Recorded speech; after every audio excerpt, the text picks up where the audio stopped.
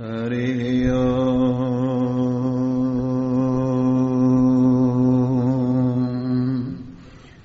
विश्वानि देव सवितुर्दुरितानि परासुव यद्भद्रं तन्नासुव।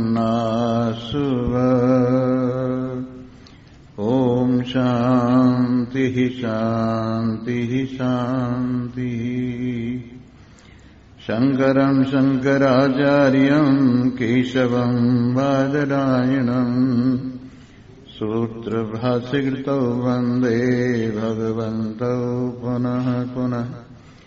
ईश्वरो गुरुरात्मेति मूर्तिभेद विभागिने व्योमवद्व्याप्तदेहाय दक्षिणामूर्तये नमः।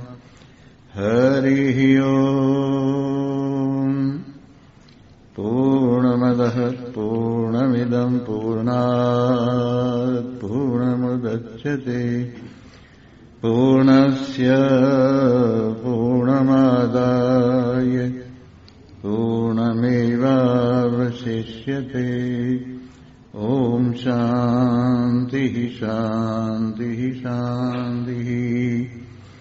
बोलो सच्चिदानंद भगवान साचो तेरो राम नाम, साचो तेरो नाम, साचो तेरो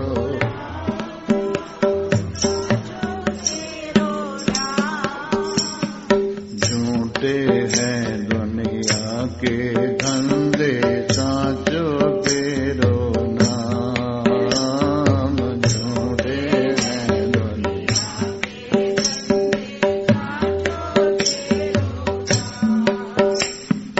साचो तेरो राम नाम, साचो तेरो नाम, साचो तेरो राम।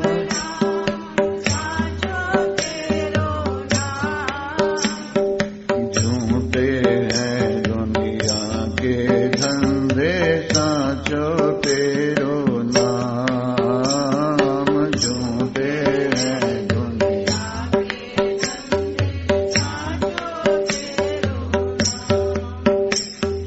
क्या ले करके आए जग में, क्या ले करके जाओगे।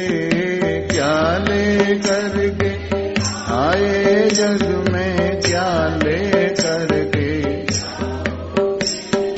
मुट्ठी बांधे आए जग में, हाथ पसारे जाओगे। मुट्ठी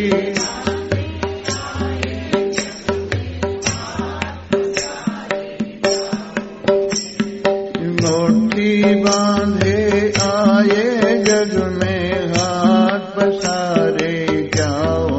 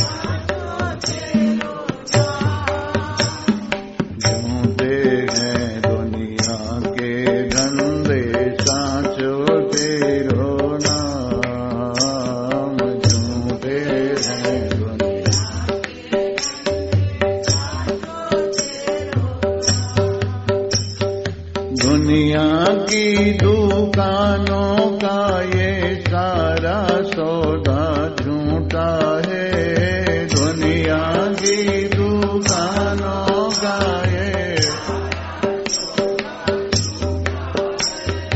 दुनिया की दुकानों का ये सारा सौदा झूठा है।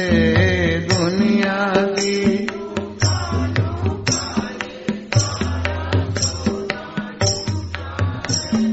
जानबूझ कर जो भी फंस जाए भाग्य उसी का फूटा है। जानबूझ कर जो भी फंस भाग्य उसी का फूटा है। भाग्य उसी का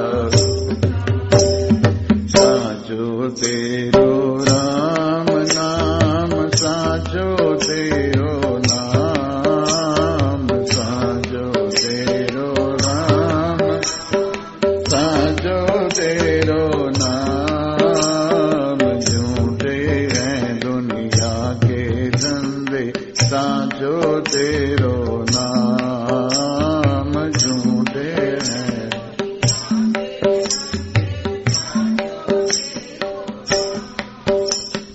कोड़ी कोड़ी माया जोड़ी बन गए लाखी और करोड़ी। कोड़ी कोड़ी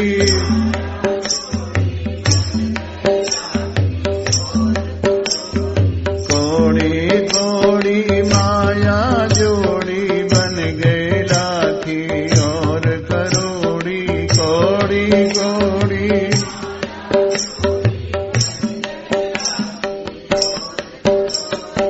अंत समय में साथ किसी के जाती नहीं है एक भी कोड़ी।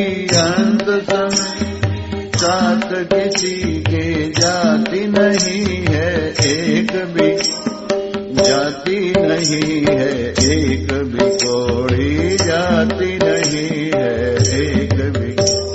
साचो तेरो राम नाम, साचो तेरो नाम, साचो तेरो राम।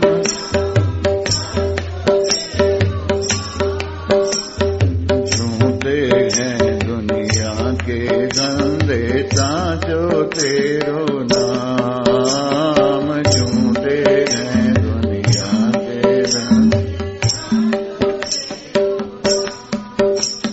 साचो तेरो राम नाम, साचो तेरो नाम, साचो तेरो।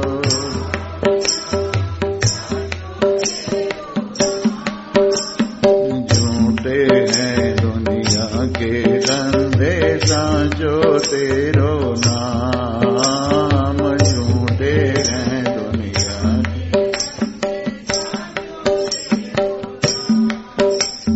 जितने जग के संग संगाती, सब मतलब के तेरे साथी। जितने जग के संग संगाती, सब मतलब के तेरे। अंत समय में एक राम बिन कोई न होगा तेरा संगाती। अंत समय एक राम बिन कोई न होगा, कोई न होगा तेरा संगाती, कोई न होगा। साचो तेरो राम नाम, साचो तेरो नाम, साचो तेरो राम नाम। झूठे हैं दुनिया के धंधे, साचो तेरो नाम। झूठे हैं दुनिया के धंधे। बोल सियावर रामचंद्र महाराज की जय। उमापति महादेव की जय। पवन सुत हनुमान की बोलो भाई सब संतन की जय।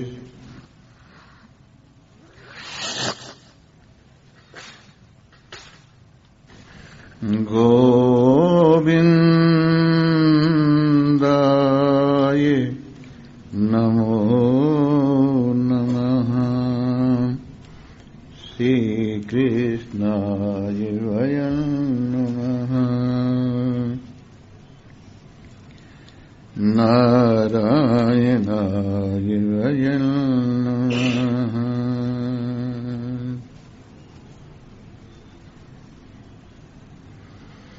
हरि ओम।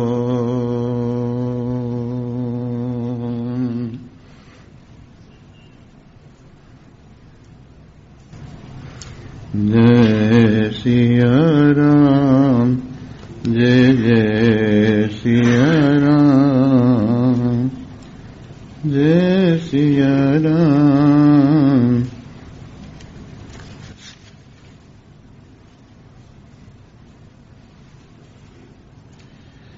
उत्पन्नेऽप्यात्मविज्ञाने प्रारब्धं नैव मुञ्चति इति श्रूयते शास्त्रे तन्निराक्रियते अधुना। तदज्ञानेनोदयादूर्ध्वम् प्रारब्धं नैव विद्यते देहादिनिगम संस्थापन यदा स्वप्नो हि विशेषतः कर्म जन्मान्तरकृतं प्रारब्धमिति कीर्तितम् तत्तु जन्मान्तराभावात् पुंसो नैवास्ति कर्हिचित्। स्वप्नदेहो यथाप्यस्तस्तवैवायं हि देहक अध्यस्तस्य कुतो जन्म जन्माभावे हि तत्कुतः। उपादानं प्रारब्धस्य प्रपञ्चस्य मृदत्वदस्त्येव कल्प्यते अज्ञानं चैव वेदान्तैः तस्मिन्नष्टे हि विश्वतः।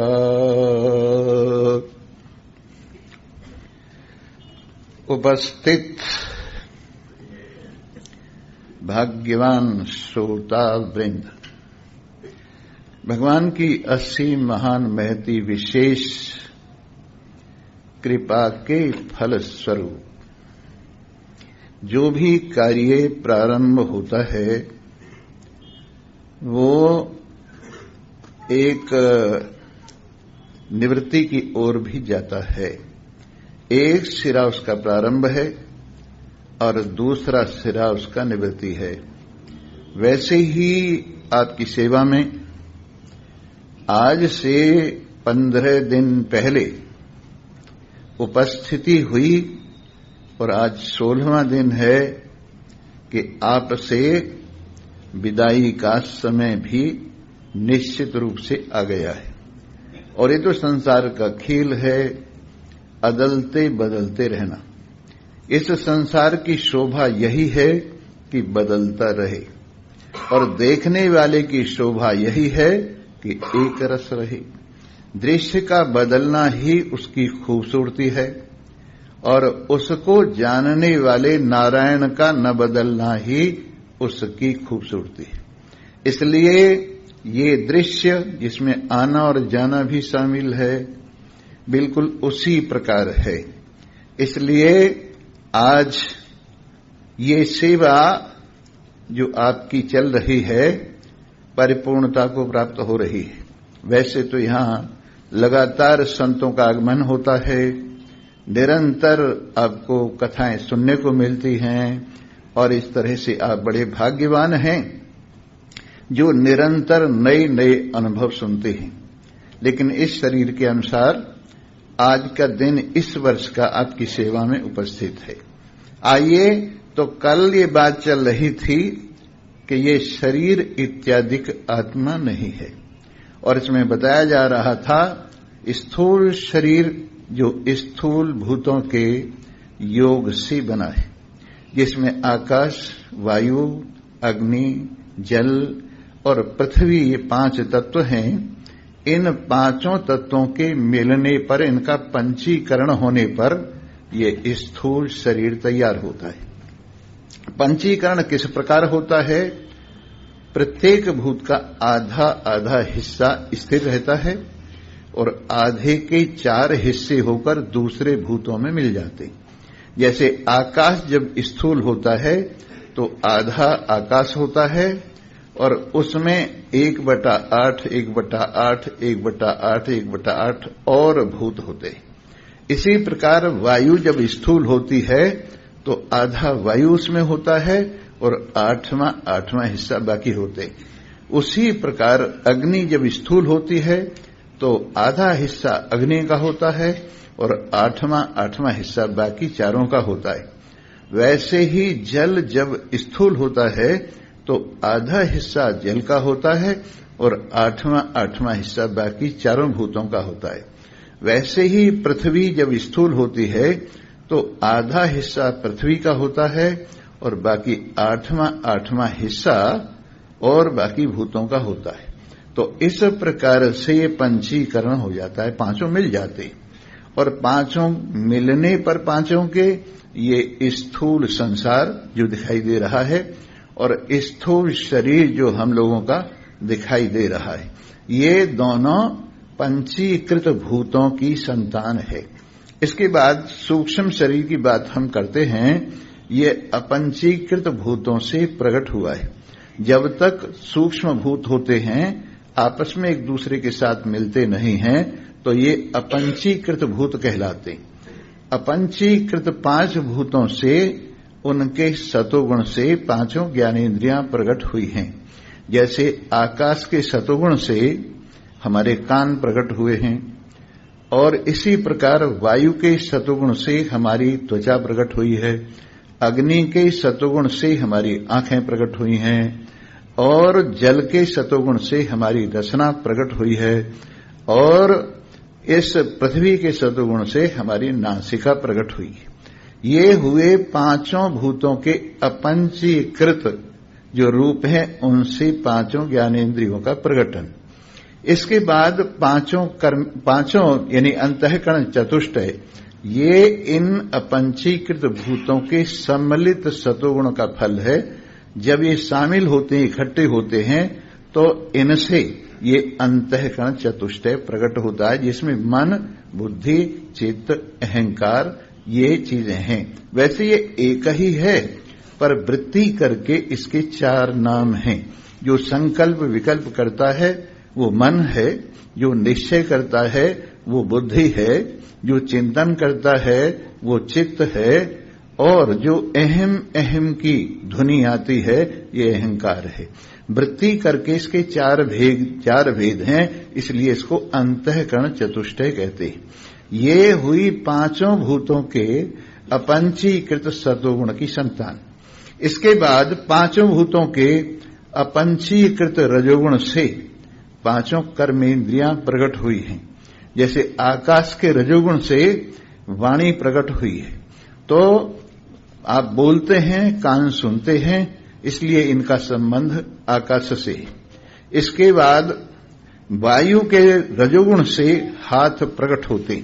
जहां कहीं गर्मी सर्दी का भाव होता है वहां पर हाथ ही पहुंचते। इसके बाद अग्नि के जो रजोगुण है, अपंचीकृत भूत अग्नि के रजोगुण से ये हमारे पैर प्रकट हुए हैं, इसलिए आंखें देखती हैं और पैर चलते हैं, इनका आपस में संबंध है। इसी तरह से जल के रजोगुण से उपस्थेंद्रिय प्रकट हुई है, इसलिए रसना से रस लिया जाता है, उपस्थेंद्रिय से त्यागा जाता है, इसलिए दोनों का संबंध है। और इसी प्रकार पृथ्वी के रजोगुण से गुदा प्रकट हुई है। नासिका से गंध ग्रहण की जाती है और गुदा से त्यागी जाती है। ये 5 कर्मेंद्रियां और प्राण, जिसके अंदर सम्मिलित रजोगुण से प्राण प्रकट हुए हैं, जिसमें प्राण, अपान, समान, उदान और व्यान, ये 5 प्राण हैं। इस प्रकार ये चीजें हुई 5 ज्ञानेन्द्रिय, 5 कर्मेंद्रिय, 5 प्राण, मन, बुद्धि, चित्त, अहंकार। ये सब अपंचीकृत भूतों का या सूक्ष्म भूतों का परिणाम है। इसलिए ये सूक्ष्म शरीर ये 5 भूतों का ही दिया हुआ है। इसके बाद जो अविद्या है, जो आवरण रूपा है, वो भी माया मात्र ही है। इस तरह से इसको कारण शरीर को समझना चाहिए। और ये तीनों शरीर 5 भूतों की संतान होने से या माया की संतान होने से हमारे से अलग है और हम इसके प्रकाशक इससे अलग हैं। अगर मान ली ये बात समझ में आ जाए, जैसा कि उपनिषद कहता है, विद्यते हृदय ग्रंथि छिद्यन्ते सर्व संशयः क्षीयन्ते चास्य कर्माणि तस्मिन् दृष्टि परावरे। जब कोई भी व्यक्ति पर और अवर को ठीक ठीक जान लेता है, आत्मा और अनात्मा को ठीक ठीक जान लेता है, तो इससे हृदय की गांठ भिद जाती है। जैसे मैं आपको ये दृष्टांत देके बताऊंगा। ये मेरे पास में तौलिया है और इसका ये सिरा और ये सिरा आपस में इस तरह से हो गए हैं, ये इधर चला गया है और ये इधर चला गया, तो ये क्या बन गई है? गांठ बन गई। इसका नाम गांठ है और गांठ कुछ भी नहीं है, 2 सिरों का हेर फेर गांठ है। वैसे ही आत्मा और अनात्मा, इन दोनों का हेर फेर गांठ कहलाता है। आत्मा तो अपनी जगह पर ज्यों का त्यों है, लेकिन ये ग्रंथि तैयार जो होती है वो इस अविद्या की वजह से होती है और यही इस प्रकार से घूम करके इधर को निकलता है और ये ग्रंथि तैयार हो जाती है। तो पहली ग्रंथि है सत में असद बुद्धि और असद में सद बुद्धि, ये पहली गांठ है। इसके बाद चेतन में जड़ बुद्धि और जड़ में चेतन बुद्धि, ये दूसरी ग्रंथि है। इसके बाद जो चेतन है और असंग है उसमें संग बुद्धि, और संसार में कहना चाहिए अपने से एकता वाली बुद्धि, ये क्या है? तीसरी ग्रंथि है। और आनंद स्वरूप आत्मा है। संसार को आनंद स्वरूप मानना, आत्मा को दुख रूप मानना, ये चौथी ग्रंथि है। ऐसे ये अविद्या की जो 4 गांठें हैं, इसको अविद्या कहते हैं, 4 चीजों का हेर फेर। और जब ये खुलता है तो ये सिरा इधर आ जाता है, ये सिरा इधर आ जाता है, सत इधर आ जाता है, चिद इधर आ जाता है, असंगता इधर आ जाती है, आनंद इधर आ जाता है और बाकी असत, जड़, संगवान और इसके साथ दुख युक्तता ये इधर आ जाती है और इस तरह से गांठ खुल जाती है। तो समझने पर और अपर के समझने पर भिद्यते हृदय ग्रंथि, हृदय की गांठ भिद जाती है। भिद्यते हृदय ग्रंथि छिद्यन्ते सर्व संशय, और जितने संशय हैं सारे दूर हो जाते हैं। जो प्रमाणगत संशय विपर्य हैं वो श्रवण से दूर हो जाते। जो प्रमेयगत श्रवण यानी तरह तरह की दुर्भावनाएं हैं तो ये भी नष्ट हो जाते हैं और असंभावना दोष भी नष्ट हो जाता है और मनन से अपने स्वरूप में स्थिति हो जाती है। इस प्रकार कोई संशय नहीं रहता है, न कोई प्रमेयगत संशय रहता है, न कोई प्रमाणगत संशय रहता है, न असंभावना रहता है, न विपरीत भावना रहता है, ये सब निवृत्त हो जाते हैं। तो ऐसी स्थिति में कोई संशय नहीं रहा अपनी सच्चिदानंदता में, अपनी ब्रह्म स्वरूपता में, अपनी आनंद स्वरूपता में। तो भिद्यते हृदय ग्रंथि छिद्यन्ते सर्व संशय क्षीयन्ते चास्य कर्माणि, इसके कर्म यहीं क्षय हो जाते। और कैसे हो जाते हैं? जैसे अभी मैंने बताया, जैसे गांठ लगने पर इसमें हमने लकड़ी बांध रखी, ये गांठ है और इसके बीच में लकड़ी रखी हुई है और हमने ये सिर पे रखा हुआ है। अगर हम गांठ खोल दें तो क्या होगा? लकड़ियों का कुछ आगे गिरेंगी, कुछ पीछे गिरेंगी, सब निबट जाएंगी। तो वैसे ही अविद्या की ग्रंथि से ये कर्मों के लक्कड़ हमारे सिर पे रखे हुए, और जैसे ही अविद्या की ग्रंथि दूर होती है ये लक्कड़ ऐसे गिर जाते हैं कि ज्ञान से तो संचित कर्म निवृत्त हो जाते और अपने स्वरूप बोध से, और भोग कर शरीर के भोग के साथ प्रारब्ध कर्म निवृत्त हो जाते हैं और आगामी जो अब कर्म हो रहे हैं असंगता के कारण उनके साथ संबंध नहीं होता है। इस प्रकार ये तीनों प्रकार के कर्म यही नष्ट हो जाते हैं। भिद्यते हृदय ग्रंथि, छिद्यन्ते सर्व संशय, क्षीयन्ते चास्य कर्माणि। इसके कर्म यही क्षय हो जाते हैं जब ये पर और अपर को देख लेता है, वास्तविकता को समझ लेता है। तो बंधन क्या है? बेवकूफी, उल्टी समझ। और मुक्ति क्या है? समझदारी और अपने आप को सच्चिदानंद रूप से समझना, यही मुक्ति है। मुक्ति किसी गांव का नाम नहीं है, मुक्ति किसी लोक का नाम नहीं है, मुक्ति कहीं जाकर के मालपूड़े खाने का नाम नहीं है। मुक्ति अपने आप को समझने का नाम है। जो समझ गया वो मुक्त है और जो नहीं समझा वो बंधा हुआ है। जिसने ये निश्चय कर लिया यानी मैं बंधन रहित हूं, बंधन रहित है वो। और जो ये समझता है कि मैं बंधा हुआ हूं, वो बंधा हुआ है। ये सब अपने अपने निश्चय के ऊपर बात है। आज एक और विचित्र बात भगवान शंकराचार्य जी कहते हैं कि प्रारब्ध भी साधारण लोगों को समझाने के लिए है, अन्यथा तो ज्ञानी का प्रारब्ध से भी कोई संबंध नहीं रहता है। अजीब सी बात है ना। प्रारब्ध किसकी है? शरीर की। आत्मा की तो कोई प्रारब्ध है नहीं। आत्मा तो सदा एक रस है, न वो कर्म करता है न कर्म भोगता है। ये शरीर जो है ये प्रारब्ध से बना है, इसी की प्रारब्ध है। तो शरीर की दृष्टि से प्रारब्ध है और शरीर को एक तरफ रख दिया जाए, मिथ्या समझ लिया जाए तो प्रारब्ध भी नहीं रहती। यदि शरीर को स्वप्न की तरह से समझ लिया जाए तो प्रारब्ध भी नहीं रहती। लेकिन साधारण आदमी पूछता है कि जब हमारा शरीर चल रहा है, दिख रहा है, तो कैसे दिख रहा है? तो इसमें बताते हैं प्रारब्ध ही कारण है। और ऐसे है, दो प्रकार का भ्रम होता है, दो प्रकार से भ्रम की निवृत्ति होती है। जैसे एक तो एक रस्सी में सांप दिख रहा है और आपको रस्सी का ज्ञान हो गया और सांप की निवृत्ति हो गई, ये तो कहलाती है अत्यंत निवृत्ति। इसका नाम क्या है? अत्यंत निवृत्ति। अब उसमें सांप की प्रतीति नहीं होती।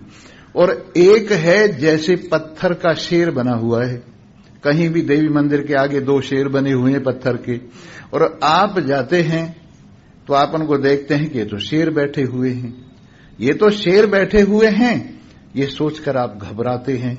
लेकिन धीरे धीरे आप बढ़ते हैं और वो शेर हिलते जुलते नहीं हैं, उनकी पुतलियां झोंकी त्यों हैं आंखों की, तो आप सोचते हैं कि ये सच्चे नहीं। और इस तरह से जब आगे बढ़ते बढ़ते आप हाथ लगाते हैं तो आपको हंसी आ जाती है, करे ये तो पत्थर के शेर है। तो ये जो पत्थर के शेर हैं ज्ञान होने पर भी बने रहते हैं। वो पत्थर जब तक है तब तक शेरपना उसमें बना रहेगा। इसको बोलते हैं सोपाधिक भ्रम। इसका नाम क्या है? सोपाधिक भ्रम। जब तक उपाधि रहती है वो भ्रम भासता रहता है। तो हमारा शरीर भी ऐसा ही है, प्रारब्ध की उपाधि जब तक रहती है तब तक भासता रहता है। लेकिन अगर देखा जाए तो शरीर को यदि मिथ्या समझा जाए तो प्रारब्ध भी साथ के साथ मिथ्या ही समझनी चाहिए। परंतु जब तक शरीर है हम समझाने के लिए आपको कहते हैं भाई प्रारब्ध है, देह धरे का दंड है, सब काहू को होय, ज्ञानी काटे ज्ञान से, मूर्ख काटे रोय। देह धरे का दंड है, सब काहू को होय, ज्ञानी काटे ज्ञान से और मूर्ख काटे रोय। इस तरह से जब ये बात समझ में आ जाती है तो आदमी जीवन मुक्ति का आनंद लेता है। जीवन मुक्ति क्या है? जीते जी मुक्ति। शरीर भी है, संसार भी है, पर इसमें जो मिथ्या तो निश्चय है कि मिथ्या है, स्वप्नवत हैं, ये निश्चय जीवन मुक्ति देता है। ये जीवन मुक्ति क्या है? अपने स्वरूप में विद्यमानता और काम चलाऊ संसार में उपस्थिति। काम चलाऊ संसार में उपस्थिति और ये समझना कि ये खेल है, खेल में हार भी है, खेल में जीत भी है, खेल में अपमान भी है, खेल में सम्मान भी है, खेल में ऊंचाई भी है, खेल में नीचाई भी है। पर वास्तव में जब खेल खत्म हो जाता है तो कुछ भी नहीं। जब तक खेल चल रहा है इस खेल में सारी चीजें हैं, पर जब आप इसे छोड़ते हैं तो इसमें कुछ भी नहीं है। ये रोजाना का काम है। जब अपने खेल पर जाओ तो खेल को सत्य समझा जाता है, सत्य समझ के पालन करो। लेकिन जब वापस आते हो उस वक्त अंदर से समझते रहो कि ये खेल है, और जब घर वापस आते हो तो खेल समझ करके न दुख मानो और न सुख मानो। बहुत लोग हैं इस संसार को इतना सत्य मानते हैं, इसके हानि को और लाभ को इतना सत्य मानते हैं कि वो हर वक्त इससे दबे रहते। अगर थोड़ी सी प्रसन्नता होती है, प्राप्ति होती है, तो खुशी के मारे उछलने लगते हैं, और थोड़ा सा इसमें हानि होती है तो एकदम उनकी जान निकल जाती है। तो अभी तक ये बात क्या है कि हमें ये पक्की नहीं हुई कि मिथ्या है। अगर मिथ्या है तो फिर क्या है, रोने धोने की बात ही नहीं है। एक सेठानी सेठ जी से कहने लगी, अरे प्रियतम, सब देखो बड़े बड़े घरों की औरतें कितने अच्छे अच्छे जेवर पहने हुए घूम रही हैं, कितने अच्छे कपड़े पहने पहने घूम रही हैं, तुम हो कि मेरे लिए कुछ बनवाते ही नहीं हो। तो उसने सोचा भाई बनवाना तो पड़ेगा, परंतु ये तो सत्यानाश कर देगी। अच्छा, दोनों स्वामी जियों को नमस्कार है भाई, नारायण नारायण। जी हाँ, ये सेठानी तो गड़बड़ कर देगी।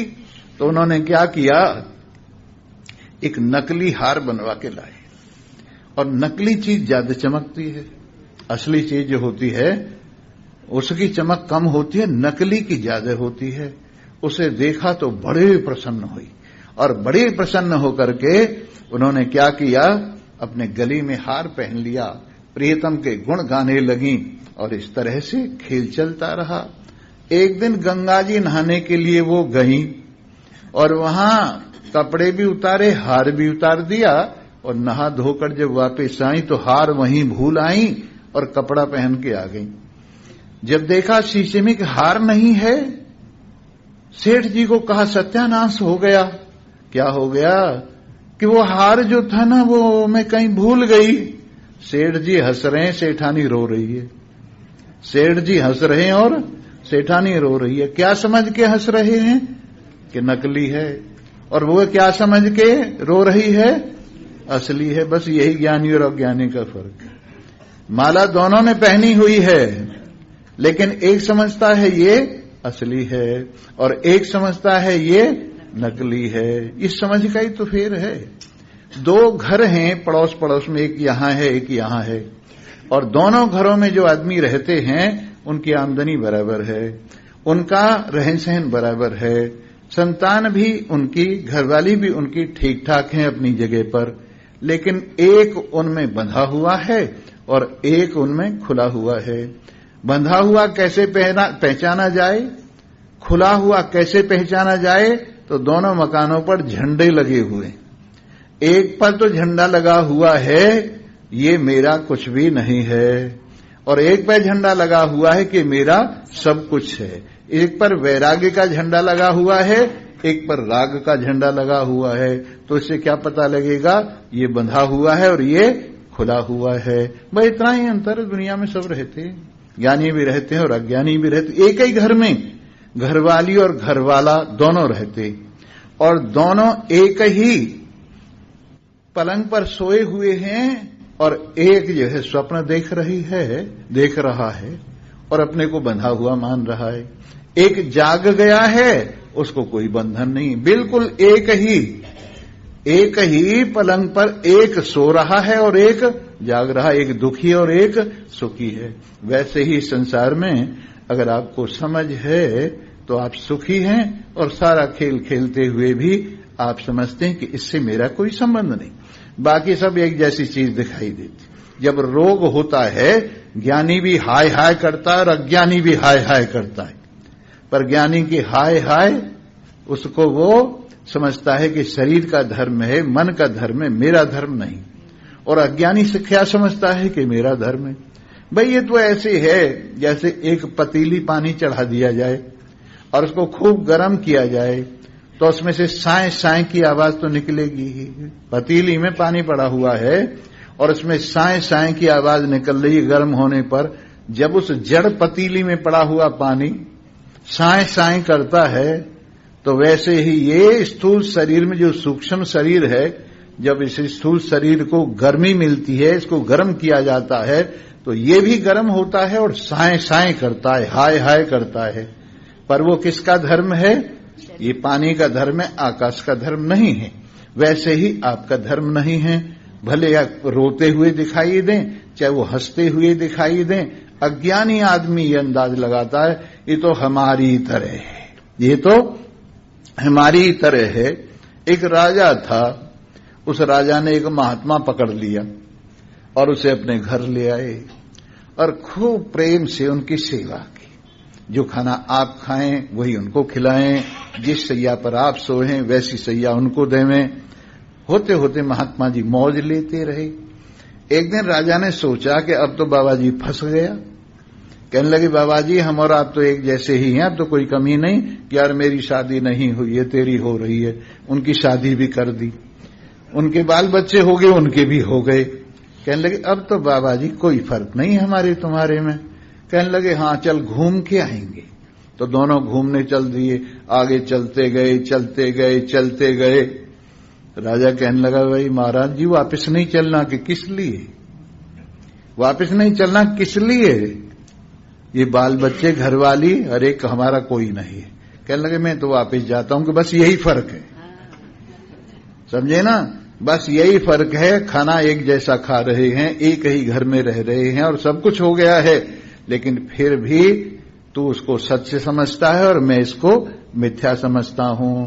और इसका अपना मजा भी है, इसका अपना मजा भी है। इस संसार से खेलते खेलते बच्चे होते हैं ना, बड़े समझदार होते हैं। और जब खिलौना टूट जाता है तुम दखल मत दो तो वो हंसेगा, हंसेगा खिलौना तोड़कर। और हमसे अगर खिलौना, हमारा खिलौना टूट जाए तो मुश्किल हो जाएगी। इस तरह से कम बच्चों की तरह से ही हो जाओ। बच्चे शाम को खेल रहे हैं, रेत का मकान बनाया है, उसके अंदर ठीकरी के पैसे रखे हैं और भाई बंधु वगैरह सब अपने बन करके खेल रहे हैं। इतने में एक मां की आवाज आती है। मां आवाज देती है कि आओ बच्चों खाना खाओ। और बच्चे क्या करते हैं, पैर से उस खेर को रगड़ देते हैं और कहते हैं मनुआ मर गया खेल में चल गया, मनुआ मर गया खेल में चल गया, ननुआ मर गया खेल में चल गया। वैसे ही आप जरा बच्चों की तरह से भी हों और उस मां की आवाज को सुने तो आपको भी इस खेल को रगड़ने में कुछ न लगे और आप कहेंगे मनुआ मर गया खेल में चल गया, मनुआ मर गया खेल में चल गया। इस तरह से आपको इस संसार का खेल खेलना चाहिए। और बाकी तो ये है ही, ये है क्या, ये है क्या, परदेश ही तो है। और इस परदेश में आकर हमने क्या किया है, बिल्कुल आकर भूल गए अपने देश को जो हमारे हृदय में ही है।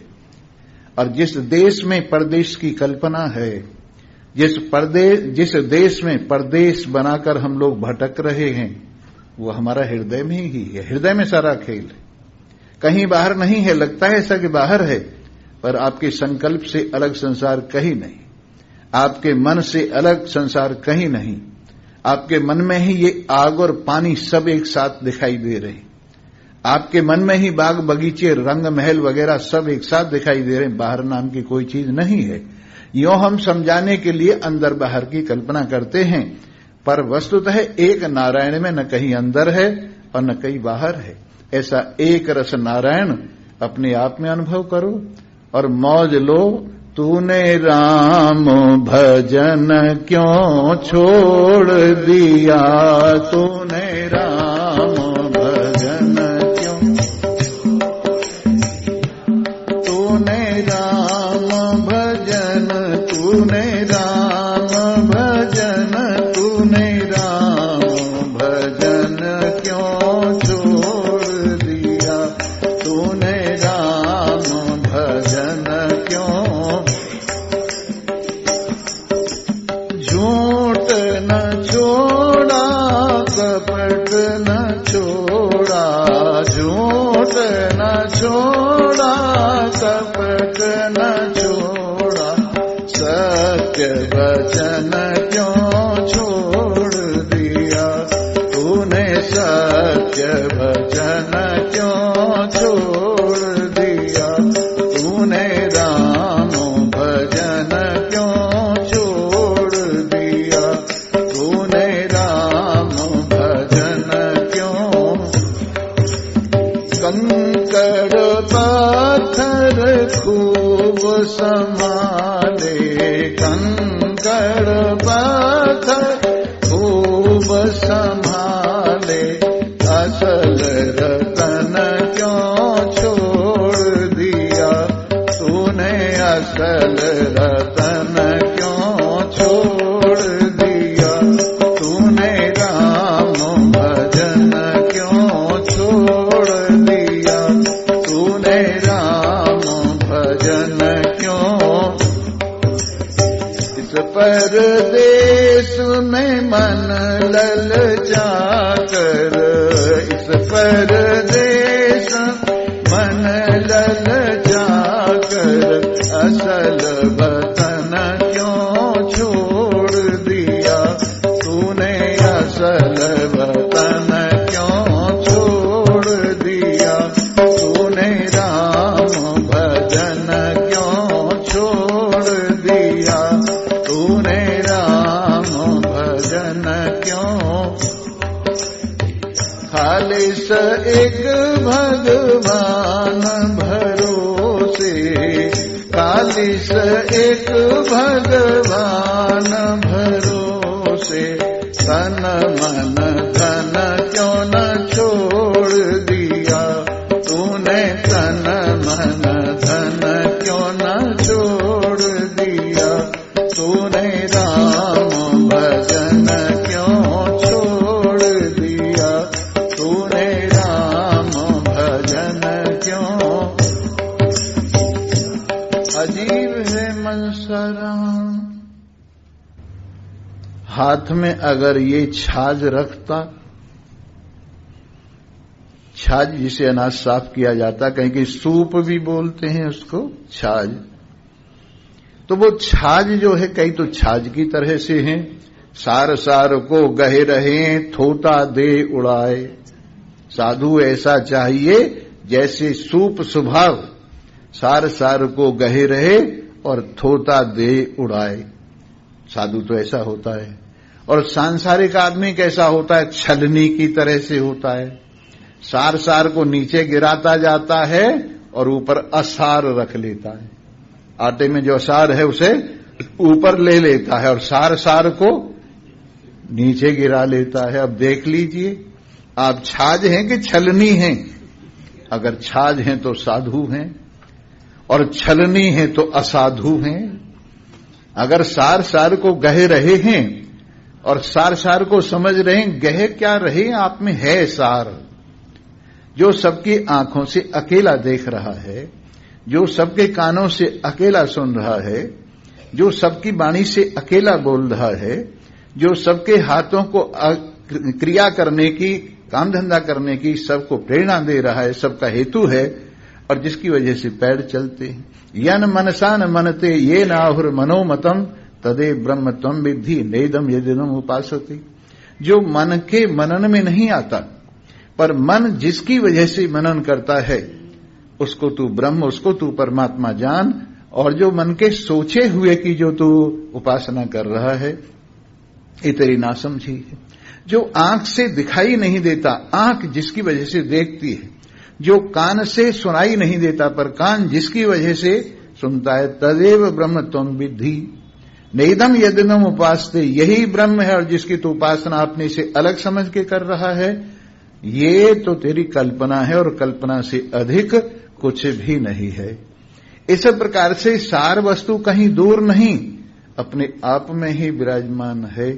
देखिए एक जगह पानी भरा हुआ है, पानी थोड़ा सा है, ज्यादा नहीं। एक बकरी आती है और 2 पैर उसमें रखती है और पानी को आराम से पी जाती है, गंदा नहीं होने देती। और एक भैंस आती है, पानी को पी या न पिए उसको लेट करके कीचड़ कीचड़ कर देती है और अपने आप संती है और दूसरों को पूंछ मारती जाती है, शांति जाती है। उसी प्रकार सत्संग में 2 तरह के लोग हैं।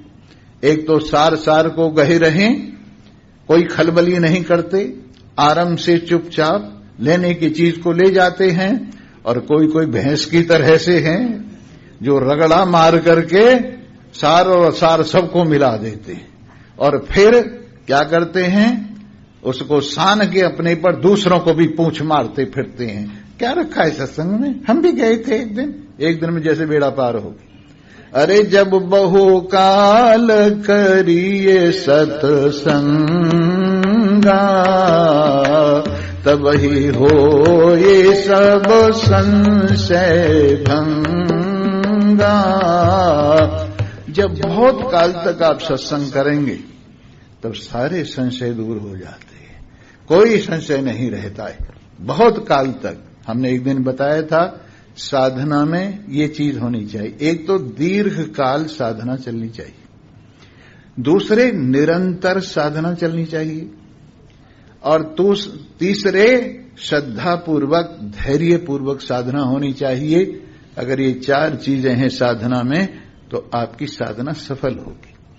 ये हथेली पर सरसों नहीं जमाई जा सकती, हथेली पर सरसों नहीं जमाई जा सकती, धीरे धीरे जमता है। धीरे धीरे रे मना धीरे सब कुछ होए, पानी सींचे 100 घड़ा ऋतु आए फल हो। इस प्रकार से लगे रहिए, और लगे रहने वाले जरूर अपनी मंजिल पर पहुंच जाते हैं। पर हां, लगिए, पर ये ध्यान रखिए गलत तो नहीं लग रहे। महान पुरुषों से पूछते रहिए। अपने साथ में सद्विचार और सज्जन पुरुष सदा रखने चाहिए। अपने साथ सदा सज्जन पुरुष और सद्विचार रखने चाहिए। संतों का साथ आपके साथ रहेगा तो कल्याण हो जाएगा। बल्कि हम तो ये कहा करते हैं, गृहस्थी है ना, ये तो है इंजीनियर, और संत हैं साइंटिस्ट। साइंटिस्ट क्या करता है, अपनी लेबोरेटरी में छोटे छोटे मॉडल तैयार करता है, और इंजीनियर उनको बड़ा रूप देकर के काम में लाने लायक बनाता है। वैसे ही संत अपने विचार की लेबोरेटरी में संसार में रहते हुए भी कैसे परमात्मा में रहें, कैसे अपने स्वरूप में रहें, इसके लिए वो मॉडल तैयार करता है, और उनको गृहस्थी इंजीनियर की तरह से बड़ा रूप देकर के संसार के काम में लाता है। इस प्रकार दोनों का साथ है। ऐसा नहीं कि भाई संत ही संत सब हो जाएं, या गृहस्थी ही गृहस्थी सब हो जाएं। इंजीनियर भी होने चाहिए और साइंटिस्ट भी होने चाहिए। तो ये संत ये काम करते हैं, ये छोटे छोटे मॉडल तैयार करते हैं और आप उनको बड़ा रूप देते हैं। इस तरह से संतों की बड़ी जरूरत है।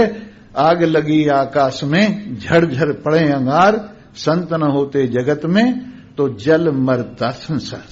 ये हमारा सौभाग्य है कि हम इस संसार में रहते हुए भी अपने साथ ऑक्सीजन के सिलेंडर लिए हुए, जैसे कोई समुद्र में गोता लगाता है तो उसकी कमर पर ऑक्सीजन का सिलेंडर होता है और नाक के साथ उसका संबंध रहता है, तो वो डूबता नहीं है क्योंकि श्वास लेता रहता है सिलेंडर में जो ऑक्सीजन है उससे।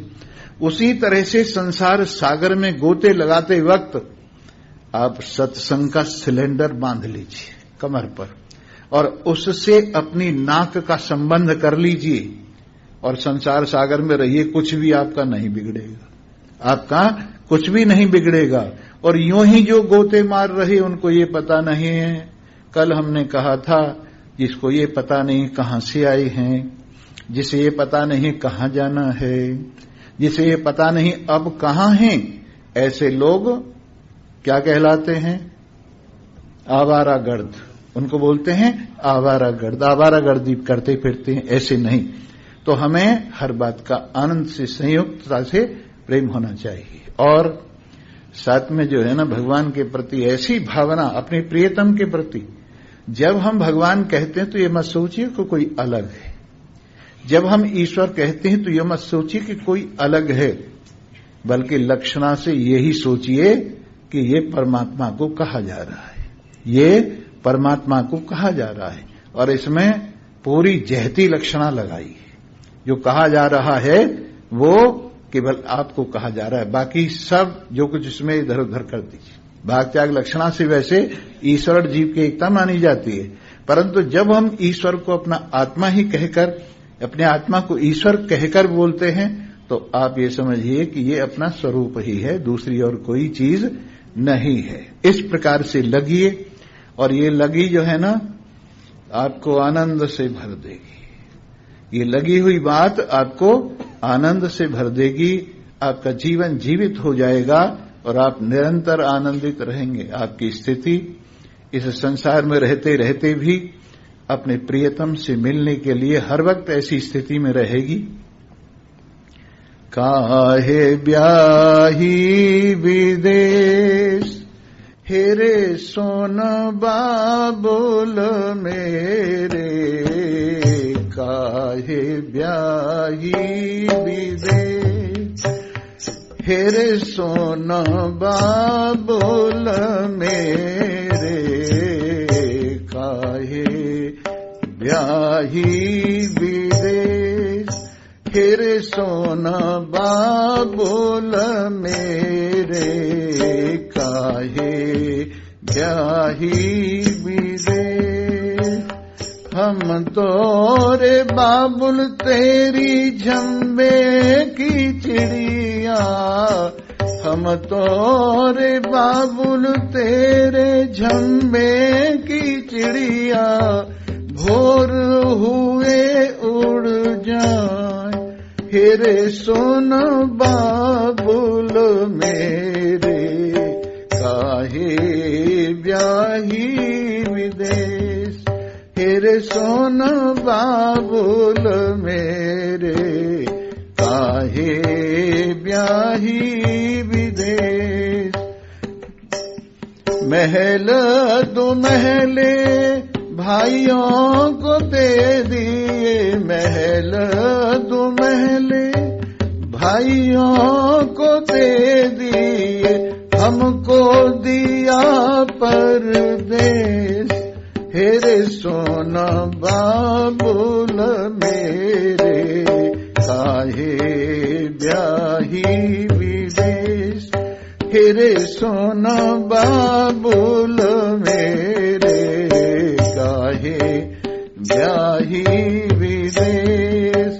हम तोरे बाबुल तेरी काली गैया, हम तोरे बाबुल तेरी काली गैया, भोर हुए चली जाए हेरे सोन बाबुल मेरे, काहे ब्याही विदेश हेरे सोन बाबुल मेरे, काहे ब्याही विदेश।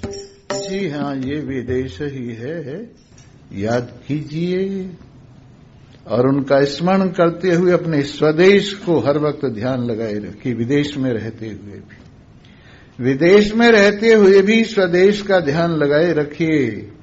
कोई स्वदेश से आता है, अपने पीहर से आता है, कितना मजा आता है। हम आपके स्वदेश से आकर आपके बाबुल का समाचार लाए, आपके बाबुल का समाचार आपको दे रहे हैं। तुम्हारा बाबुल तुम्हें बहुत याद करता है, थोड़े दिन में बुला लेगा, चिंता न करो, थोड़े दिन में बुला लेगा वो, इसलिए निश्चिंत रहो। एक भजन बहुत ही अच्छा है और उसके लिए कहा गया था, वो भजन भी मैं आपको सुनाऊंगा, लेकिन वो है भगवान की कृपा से स्वामी जी की ही रचना। आइए वो भजन सुनाते हैं आपको। मिला दे मिला दे मिला दे सजना, हमें प्रेम नगर पहुंचा दे सजना। मिला दे मिला दे मिला दे सजना, हमें प्रेम नगर पहुंचा दे सजना। प्रेम नगर में, प्रेम नगर रहिए गगन बिराजे, प्रेम नगर रहिए गगन बिराजे। बजे जहां आनंद के बाजे, बजे जहां आनंद के बाद। समझा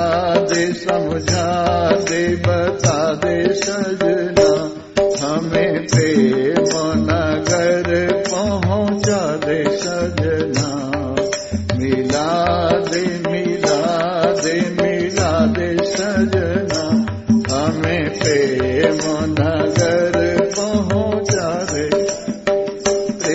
नगर का पंथ दुहेला, प्रेम नगर का पंथ,